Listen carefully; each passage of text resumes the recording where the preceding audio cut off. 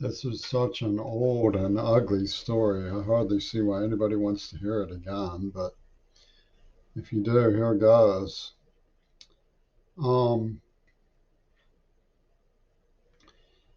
Reagan used to talk about good old fashioned American ingenuity.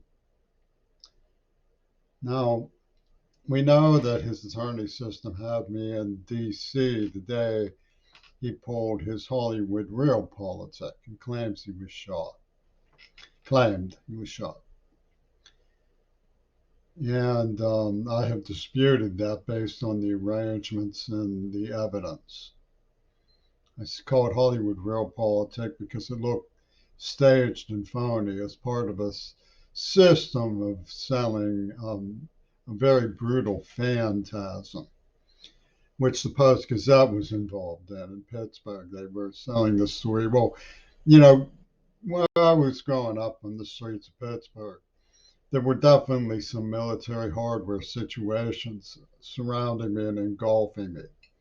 But most of the people I knew were homeboys and homegirls who slept around and traded boyfriend, girlfriend, looking to get adjusted. We were all sort of underprivileged, and it was normal. One girl wanted to be coy, and she humiliated me, and there was an exchange of words between us, and this turned into this brutal phantasm where you have Pylon from the Dakota and from Prince Charles and all of these other people superimposing this maniacal idea with hot wires and patinets and levers and Hollywood stage props, saying these crystal ball things about yours truly, who was deaf, kept in the dark, knew nothing about any of it. And it still goes on. It's a, a puppet show that they're putting on.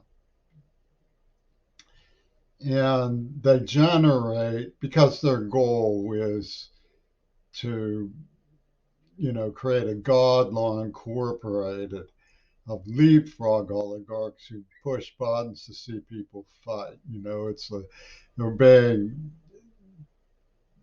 subsumed into this gargantuan megalopolis complex that has unleashed climate disaster on us for the godforsaken goal of creating, the hellish medieval honor code of martial arts again for everybody. I mean, you have a situation where you look at, the general idea of how people who are little get picked on by bullies.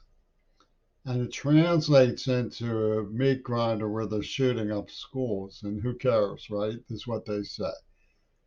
And they poach and follow people and stalk, and it's like it's a horrendous snuff film operation, and it's like a thrill kill club. That's going on in broad daylight in the United States. And at its root, in other words, you can't get it up from the roots because at its root is to claim that um, I am to blame that Reagan got shot. That's their claim. Okay, because, and it does help matters. I don't believe he was shot. His attorneys gave me something that says there's no such thing as um, objective reality, only what the jury believes. To me, that's loud and clear. It's a Hollywood realpolitik situation. Because when you look at the cinema semiotics, it's clear that Reagan and his gang killed JFK. But in all good old fashioned American ingenuity, they planted the Texas school book on a little fella and said, he's to blame. He's a jinx. That's not nobody in the right mind would think I had anything to do with any of this stuff. Nobody in the right mind. But they gave me papers. They started putting a feed on me, and I started seeing what they were doing. And I was like, get out of here. And I started trying to get help. But, the circus is the Democratic Party backs it up. Al Gore is like Alucard, which is Dracula backwards. This is their Luger. This is Alucard's Luger. Now, suppose I was to go along with the idea that it was justified lynch because I was friends with these people who tortured me, which is, King Crimson gets involved. They say K is C and there's a James Bond. And you have to, and so they used a nerve agent that made me how was suffering when they got one of the home girls to ditch me. They got some girls from sororities to line up to watch it work.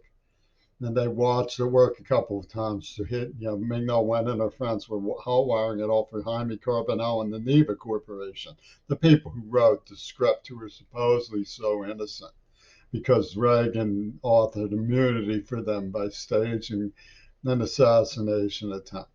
It had nothing to do with me. His people had me there for the show. That's all. He comes out and waves to me, right? So this is, and man, the hardcore says, no, they're the good guys. They get caught ripping off the museum for $8 million. The studio wrestling team races around Kelly's school buses, and Obama says, condemned to death is the passenger who protests and quit the job over it.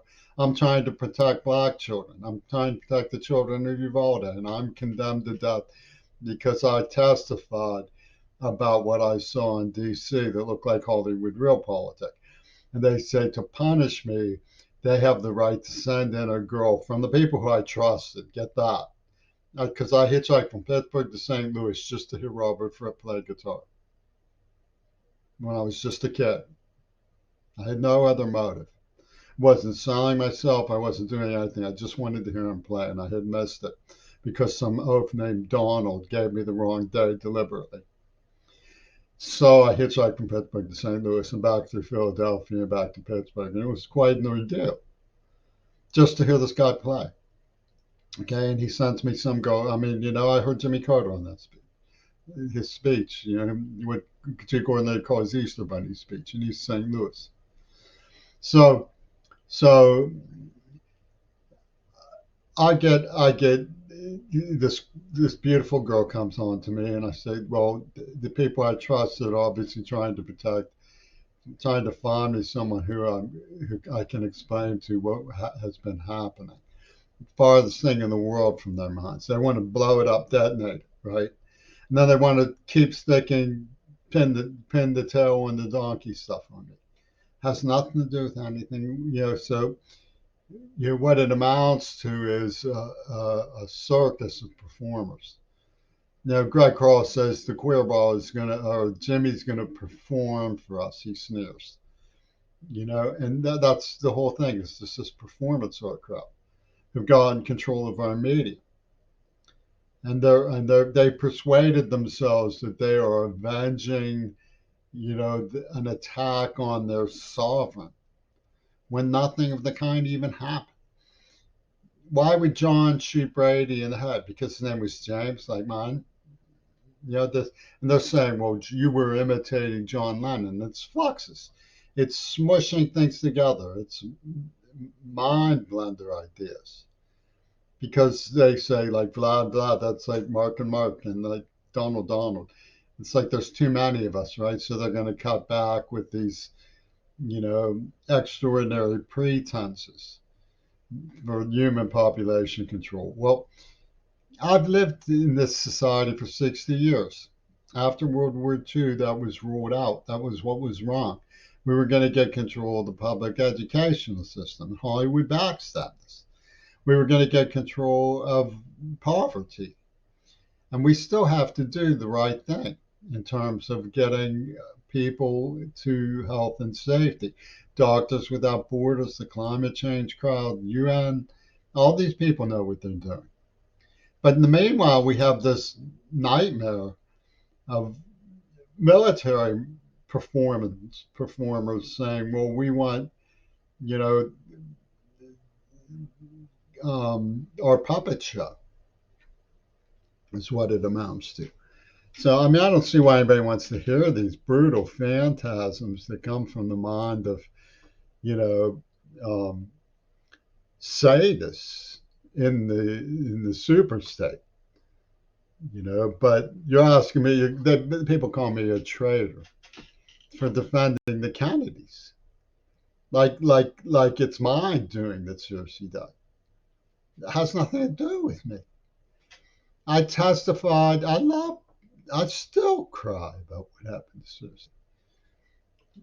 But there are elements of Kennedy families who want to pin it on me the way that the royal family pins various brutal phantasms that they pick and choose, and they say, like, and they have, from below the Green Party, you know attack, and the whole thing comes down. They say there's a feud going on. It's not a feud. I've told you this so many times. How many times does it take to sink into you stupids?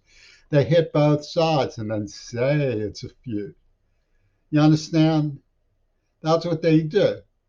Because they're building an arc, they have elements of each, and they have elements of each. Yeah, like I found in cement. I could show it to you. I have copies of it. In Seattle, you can go see it yourself. Somebody wrote